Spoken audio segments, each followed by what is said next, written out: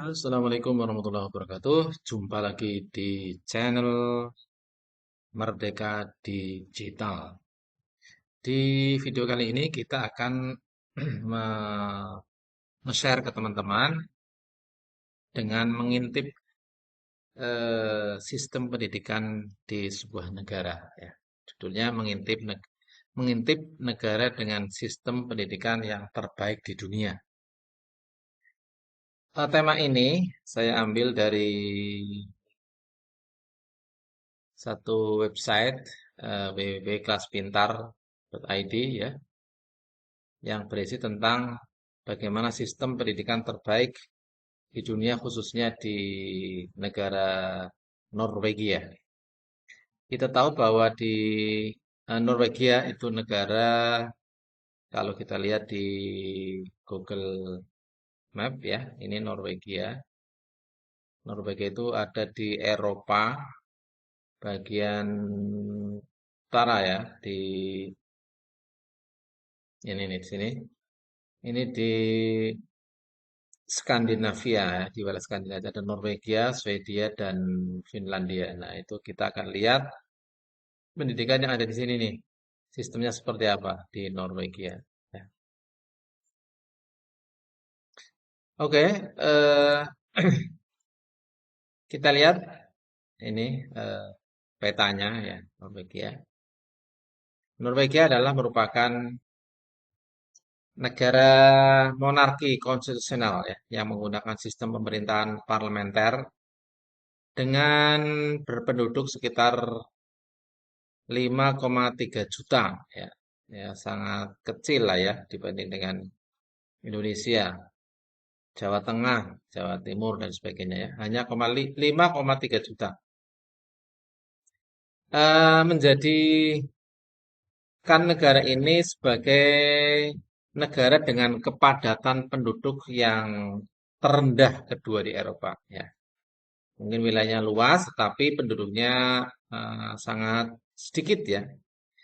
Nah, di samping itu juga negara ini memiliki kekayaan berupa minyak dan gas alam yang terbesar ya di luar Timur Tengah.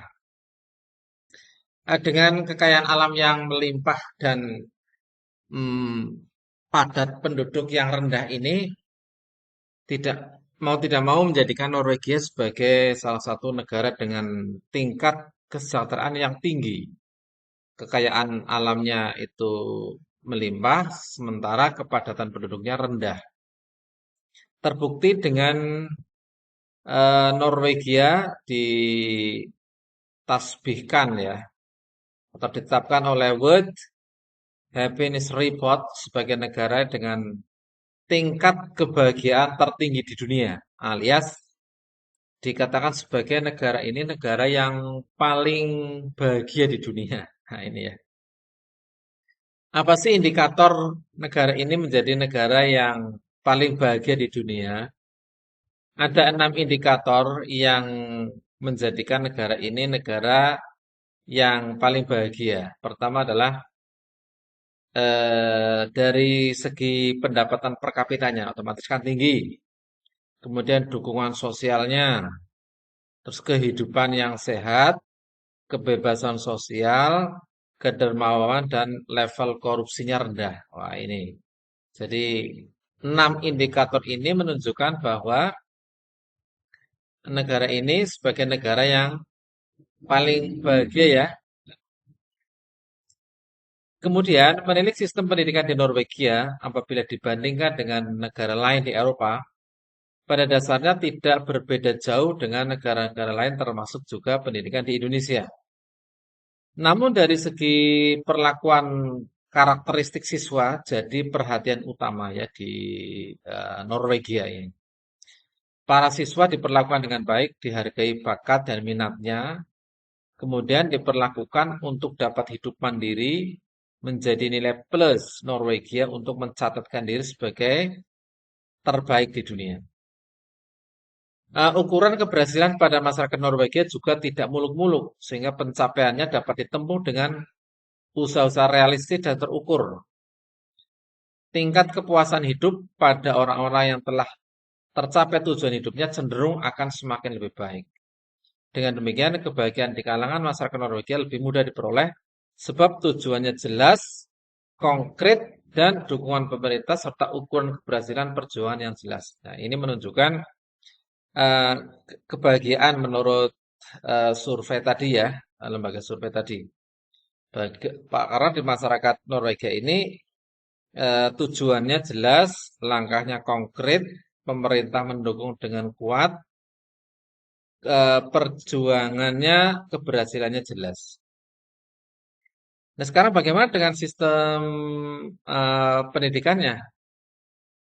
Catatan baik Norwegia bukan hanya itu saja ya dari segi apa namanya kebahagiaan penduduknya menurut survei. Negara dengan beribu kota di Oslo ini juga memiliki prestasi besar di dalam dunia pendidikan. Sistem pendidikan Norwegia setiap tahun menjadi atau menempatkan posisi 10 besar ya. Sehingga tidak jarang selalu menempati posisi-posisi teratas dari sistem pendidikan yang baik. Apa yang menjadikan Norwegia sebagai negara yang memiliki sistem pendidikan terbaik? Nah, seperti apa sekolahnya di sana? Bahwa tadi sudah disebutkan bahwa Norwegia ini merupakan negara yang kaya gas, minyak, kekayaan alamnya, kemudian negara yang paling bahagia, sehingga otomatis berbanding lurus dengan sistem pendidikan yang ada di sana, ya. Sebagai negara yang memiliki sistem pendidikan yang terbaik di dunia khususnya di Eropa ya. Rahasianya apa? Rahasianya adalah dukungan pemerintah atas persamaan hak bagi warga negaranya untuk mendapatkan pendidikan yang baik. Sebenarnya seperti Indonesia. Kemudian tidak juga membedakan antara latar belakang sosial, budaya, wilayahnya. Semangatnya, sekolah merupakan tempat untuk menimba ilmu, diharapkan mampu memberikan kesejahteraan bagi setiap pelajarnya. Jadi sama lah ya seperti Indonesia.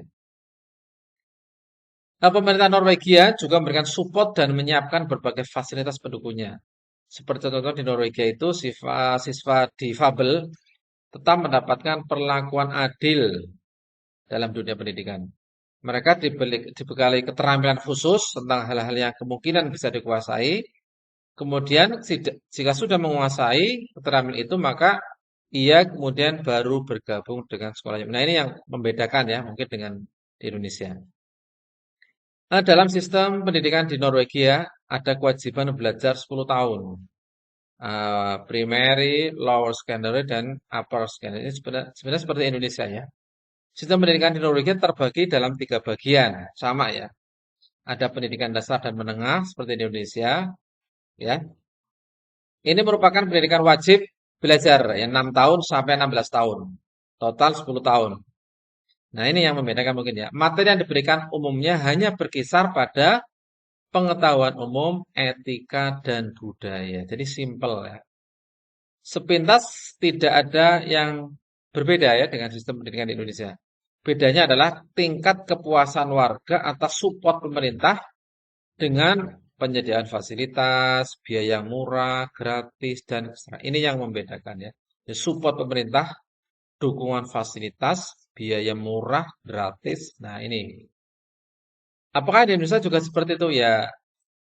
Ya mungkin support pemerintah, cuma mungkin dari segi fasilitas ya masih kurang ya karena memang secara sarana prasarana Indonesia terlalu banyak ya, sehingga perlu perlu biaya yang eh, lebih besar ya daripada di negara-negara yang sedikit karena hanya 5,3 juta. Bagaimana dengan pendidikan menengah atasnya? Pendidikan menengah atas terbagi atas pendidikan umum dan pelatihan kejuruan. Sama lah ya seperti di Indonesia. 16 tahun hingga 19 tahun, total 3 tahun. Dalam pelaksanaannya, praktek dan teori dilakukan secara berimbang. Dengan begitu, para siswa selain mendapatkan materi, juga mendapatkan kecakapan yang baik. Nah, ini seperti di Indonesia juga ini ya. Kemudian bagaimana universitas di sana atau perguruan tingginya?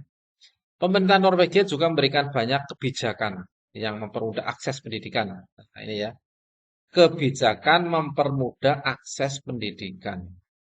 Jumlah ketersediaan biaya pendidikan yang cukup, mulai dari biaya murah bahkan gratis dukungan fasilitas memadai, dan juga ada student loan atau pinjaman untuk pelajar ya. Sehingga mampu berlatih untuk mandiri. Sehingga keberhasilan pendidikan bersifat jangka panjang, tidak hanya fokus pada pelajaran saat ini. Nah, inilah yang membedakan ya di Norwegia. Jadi pendidikan yang cukup mudah biayanya, murah, gratis, fasilitasnya memadai. Nah, ini